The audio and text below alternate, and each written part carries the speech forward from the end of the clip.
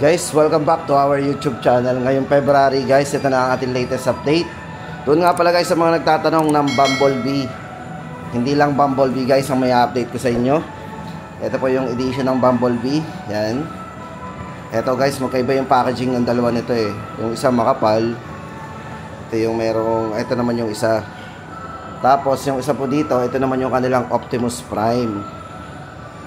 O ito na guys, update ko muna kayo dito sa kanilang latest model na to sa collection po ng ating Bumblebee. Guys, ito para sa latest update natin sa Bumblebee. Ano ba yung difference ng dalawa na to? Yan. Bali guys, inside the box itong si Bumblebee na to, kasama nito yung kanyang Bumblebee na na case. So yun, maganda yung casing nito. Then ito naman po yung naka silicone case o yung rubber case ang kasama. Ito guys, bigyan ko kayo ng idea do sa specification po ng ating Spark 30 na Bumblebee edition. Guys, ito bali ito yung naka dual symmetrical speakers. IP64 na rin para sa dust and water resistant. Yan, 5,000 mAh battery. At pagdating sa camera guys, ito ay merong glowing selfie sa mga mailing mag-selfie, 13 megapixel na. At pagdating sa chipset, ito ginamitan ng MediaTek Helio G91.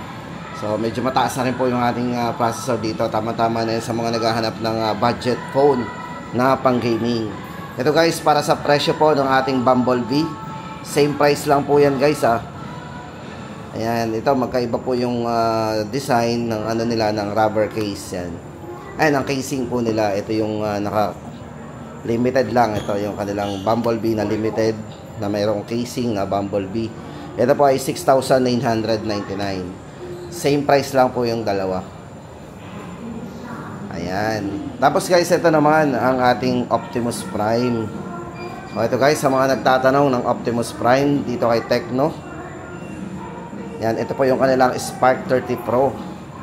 Yan, sa mga nagtatanong po ng Spark 30 Pro, ito na po, available po sa kanila ang kanilang Spark 30 Pro. Para po sa mga specification nito guys, ito yung naka-symmetrical stereo sound din. Sound by Dolby Atmos, syempre. Sa battery, meron siyang 5,000 mAh battery. Naka 33 watts fast charging na din. At ito ay meron na ring 13 megapixel po para sa kanyang selfie camera. At ito po ay meron na ring infrared remote control. Ayan. Para po sa variant, itong hawak nating variant guys is naka 256. Si Optimus Prime. Ayan, 256. Tapos ito, hindi ko na-mention it. Check nga natin ang 256 din po itong isa.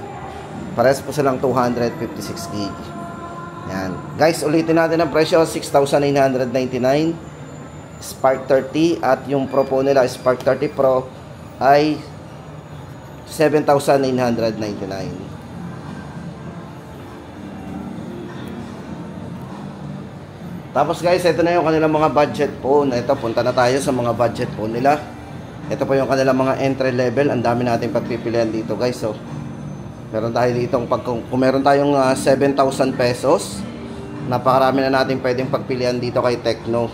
Andito yung kanilang Spark 20 Pro, Spark 30C, at syempre guys, yung pinaka-budget nila na Spark Go 1 o Spark Go series. Yan, umpisa na po natin guys sa kanilang O, ito na guys, pagpunta na tayo dito sa kanilang pinaka-budget phone. Ang dami natin pwedeng pagpilian dito sa kanilang Spark Go series. Andito pa po yung kanilang Spark Go 2023 guys. 64 gig po ang available nilang variant. Ito ay merong maximum RAM na 7 gig maximum RAM. 64 gig internal storage. Kung naghahanap pa po tayo ng Spark Go 2023, ito po yung design yan. O, diba? Kung hanap natin budget lang guys, ang price po nito ay 3,299 o 3,299. Ito po yung 2023. Tapos guys, hindi lang yan, andito pa rin po yung kanilang Spark Go. Yan, 2024 naman. Diba, maraming kahawig tong kanilang Spark Go 2024. Guys, itong variant na hawak natin, ang available na lang din dito sa Spark Go 2024 ay ang kanilang 64 gig na variant. So, bali ito ay merong maximum RAM na 8 gig RAM o 4 plus 4 extended RAM. Yan, bali guys, ito para sa presyo po nito 3,699. Kung naghahanap po tayo ng Spark Go 2024. Yan, 64 gig 3,699. Bigyan ko po kayo ng idea guys sa mga specification nito para meron tayong idea, baka gusto natin ang design nito. Ito bali guys is naka 90 Hz refresh rate na rin. 6.6 po ang size ng screen niya at naka dual speakers na rin yan. Sound by DTS Listen. Yan. 5,000 mAh battery at meron na rin siyang security sa side fingerprint dyan. 3,699 Spark Go 2024. Tapos guys, ito napunta na tayo sa kanilang Spark Go 1. For Spark Go 1 guys, ito tatlong variants po ang kanilang Spark Go 1. Pero yung colors na pwede nating pagpilian o to choose from, ito yung white. Tapos andito yung kanilang black. Yan. Para po sa mga specs nito guys, yan, unang-una dito, budget phone pero naka fast charging po to. Meron tong 15 watts na fast charging with 5,000 mAh large battery. Yan, IP54 na rin para sa mga dust and water resistant o yung mga splash ng mga tubig, makakasurvive yan. Wet and oiled hand touch control din yan. So kahit medyo basa yung ating screen, magre-response yan. Then naka dual stereo speakers na rin yan with DTS sound system. At meron din tong 4 years plus long lasting fluency. O, diba? Budget phone. Ito na guys, para sa tatlong variants po. Sa mga presyo guys, ang dami pala nating variants na pwedeng pagpilian dito kay Spark Go 1. Unang-una dito yung kanilang 6 GB RAM 128, 3,999. Yan, tandaan natin guys ha. Tapos 6 GB RAM 64, 3,499. Then 8 GB RAM 128, 4,199. And 8 GB RAM 64, 3,699. So ayan po yung mga variant. So yung mga presyo din ng Spark Go 1. Tapos guys, hindi lang yan, andito pa po yung kanilang Spark 30C. Latest po din to, pero budget din. Ito po yung design yan. Yan, check muna natin ang design nito. Ang ganda, parang mga, ito nga po yung design niya na parang naka luxury watches ang datingan. Ito po yung white, so naka glass back design. Parang glass yung Yan, ito guys, pagdating sa kanyang mga variant guys, ito tatlong variants po to. Ito pong si Spark 30C ay merong variant na 8 GB 128, 8 GB 256 at yung 16 GB 256. Ito guys, para sa tatlong variants ito. Bago tayo pumunta sa kanyang mga presyo, ito po yung mga specification niya. Ito ay merong size ng screen na 6.67, tapos naka 120 Hz na rin po yung screen refresh rate nito. Yan, ito pala yung live view nito. Yan, meron siyang 120 para sa kanyang smooth display. Yan, 18 watts na po yung kanyang fast charging. Pagdating sa main camera, ito po ay meron na ring 50 megapixel po para sa kanyang ultra clear na main camera. Yan, dual stereo speakers. Ito guys, para sa tatlong variant po nito, ito may tatlong variant. 8 GB RAM 128 po nito, 4,799. 8 GB RAM 256, 5,499. At 16 GB 256 po, 6,099. Yan na guys ang ating latest updates bago po nilang entry level din na Spark 30C. Tapos guys, ito naman ang good news sa mga nagtatanong po sa atin ng Spark 20 Pro kung available po dito po sa kay Tecno Concept Store. Ito na po yung kanilang presyo dito ng kanilang Spark 20 Pro. Ito po para sa dalawang variants po nito. Unahin po natin yung merong 8+8 na RAM o yung 16 GB maximum RAM 256. Dating po yon 8,499, ngayon po ay 6,499. So naka-discount po tayo ng 2,000. At yung 21 GB maximum RAM naman, na dating 8,999, ngayon po ay 6,999. Ito guys, bigyan ko kayo ng mga idea sa mga specification po ng ating Spark 20 Pro. Para po sa main camera po nito, ito ay merong 108 megapixel na po na camera. So medyo mataas na po yung camera nito. Para sa kanyang ultra sensing main camera. Yan, battery 5,000 mAh battery. Sa display po natin, kung gusto natin na medyo malaking screen, tama-tama sa inyo ang Spark 20 Pro kasi ito po ay naka 6.78 inches na at naka 120 Hz na rin po yung kanyang refresh rate. Ayan, naka punch hole display po yan. Then pagdating sa chipset, ito po ay ginamitan ng MediaTek Helio G99 para sa kanyang ultimate processor. O yan na guys, ang ating latest update sa presyo po ng Spark 20 Pro. 6,499, 16GB 256 at 6,999 sa 21GB 256.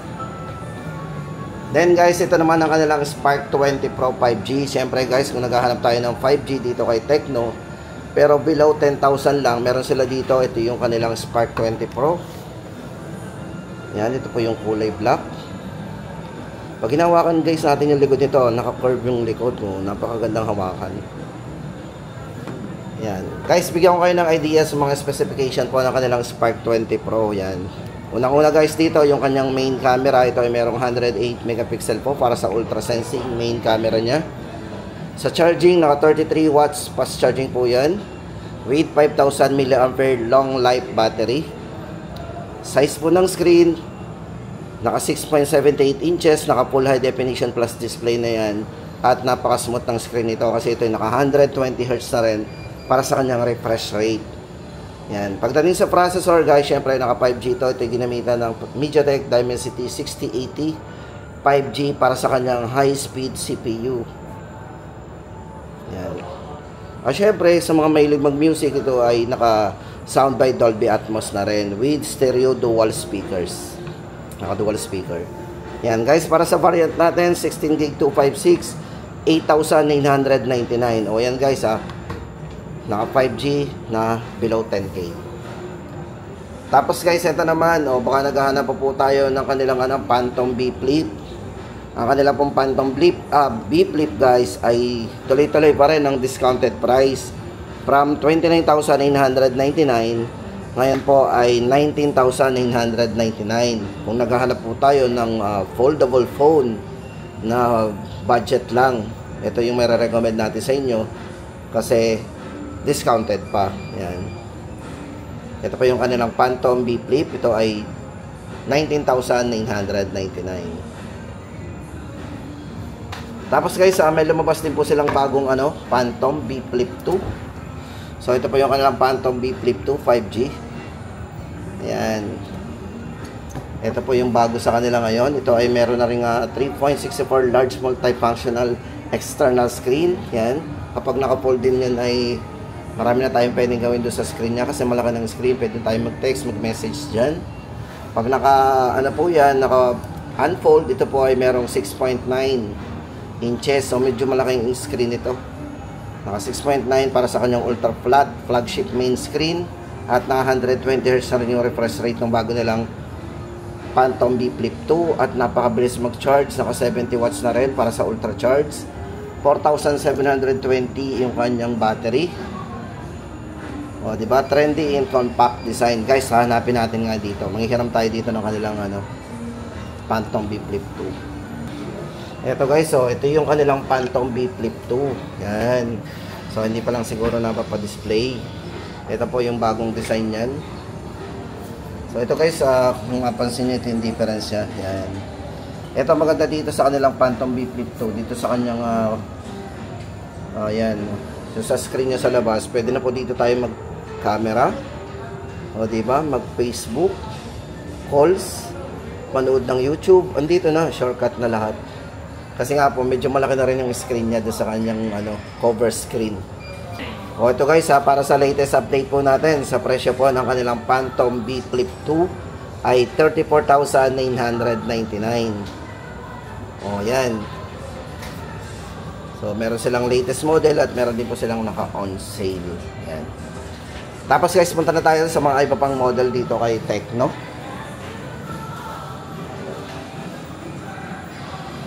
Ito po yung kanilang Spark 30. So meron pa rin po sila dito ng Spark 30 5G. Ayan. Sa mga nagtatanong po ng Spark 30 5G, ito pa pala, mas mura pong 5G dito kay Tecno. Ito pong kanilang Spark 30 5G ay 7,999. So bali ang variant na hawak natin guys is naka 16GB RAM 256 ang internal storage. Meron na rin tong 5 years plus long lasting fluency. Size po ng screen nito is naka 6.67 inches at naka 120Hz na rin po yung screen refresh rate nito. Pagdating sa main camera guys, ito ay meron na rin 108 megapixel po para sa kanyang ultra sensing main camera. Pagdating sa chipset, ito po ay ginamitan ng MediaTek Dimensity 6300 5G processor. O ito guys, kung naghanap po tayo ng mas mura pang 5G, ayan, ito po 7,999 Spark 30 5G. Tapos guys, ito na Camon 30S. Ito guys yung kauna-unahang edge ni parang dati kasi yung mga Phantom nila nga pala ay medyo edge na rin yun. Ito. Pero syempre guys, ito yung bagong release ni Tecno. Ito yung kanilang pinaka budget lang na naka-edge. Yan. Guys, ito pag-usapan natin ang specs nito. Pagdating doon sa kanyang main screen, ito ay naka 6.78 inches. Naka 120Hz na rin po para sa kanyang iCur display. Yan, guys, tama-tama sa inyo to kasi ito, kung mahilig kayo sa camera, itong si Camon 30S is ginamitan ng Sony IMX 896 para sa kanyang large sensor. Check natin ang camera nito. Yan, meron po siyang 50 megapixel po para sa kanyang main camera. At meron din po siyang ultra clear mode o yung 100 megapixel po para sa kanyang ultra clear mode na main camera. At syempre pagdating sa video guys, ito napaka-smooth nito. Kasi ito ay meron na ring 1080 60 fps. O diba, kung gusto natin ng smooth video, naka 60 frame per seconds po yan. Yan maganda dito sa kanilang Camon 30S. Tapos guys, ito ginamit ditong chipset is naka MediaTek Helio G100 para sa kanyang powerful CPU. At syempre, sound by Dolby Atmos din para sa kanyang surround sound. Ito guys, para sa presyo po ng ating Camon 30S, 9,499. Nipis Yan. Ito po kasi ay naka 3D curved AMOLED screen na rin. At ang maganda sa kanya, yung screen po nito is naka Corning Gorilla Glass na. So ayan guys, naka Corning Gorilla Glass yan. 9,499. So kung gusto natin ng mga edge na mostly nakikita natin sa mga mid-range, pero dito kay Tecno meron silang 9,499 naka-edge na po. At naka Corning Gorilla Glass na rin ang glass niya. Yan. Camon 30S. Tapos guys, ito na ang update naman natin sa kanilang Camon 30 series. Ayan. Ito po yung kanilang Camon 30 5G. Para po sa latest update natin guys, itong variant na may update ko sa inyo guys, yung kanilang 16GB 256. At yung isa po ay yung 512. So kung gusto natin mas malaking internal, ito na guys, para sa ating specification sa kanilang Camon 30 5G, yan. AI imaging system, yan. Kung gusto natin ng magandang kuha sa mga camera, ito. Ito guys is ginamitan ng 50 megapixel po with OIS para sa main camera niya. 100 megapixel din para sa kanyang ultra clear mode. At syempre guys, maganda dito sa kanilang Camon 30 5G, ito ay merong 50 megapixel po na merong eye tracking selfie camera. Diba? Hindi na kailangan i-click. Matic yan. Nagpo-focus yan sa atin. Then, pagdating sa kanyang chipset, ito ay naka MediaTek Dimensity 7020 5G CPU. At pagdating naman sa kanyang IP rating, ito ay naka IP54 na rin para sa dust and water resistant. Yan, para po sa kanyang 256, ito po ay 11,999. And 512 naman po nito, 13,999. Common 30 5G. Ito po yung isang kulay black niya. Common 30 5G. Tapos guys, ito na yung kanilang Common 30 Pro 5G naman. Or Common 30 Pro 5G. Ito guys, kung bet natin yung matataas yung refresh rate ng screen, tamang-tama sa inyo to, si Common 30 Pro 5G. Kasi ito, pagdating sa kanyang screen, ito ay naka 6.78 inches, 144 yung kanyang screen refresh rate, o next generation po yan, na naka-AMOLED display na rin. Pagdating sa kanyang video, ito, yan, unang-una dito, yung kanyang 4K resolution, naka 60 FPS, so napaka-smooth po gamit ang ating mataas na resolution, naka 4K. At syempre sa camera, ito ay ginamitan ng Sony IMX890 at 50 megapixel po para sa kanyang optical image stabilization para sa kanyang main camera. Then sa charging guys, ito ay naka 70 watts ultra charge with 5,000 mAh battery. At syempre guys, meron na rin itong bypass charging kung saan pwede natin gamitin ang phone na to kahit naka-charge. Safe po yung battery natin, hindi basta masisira.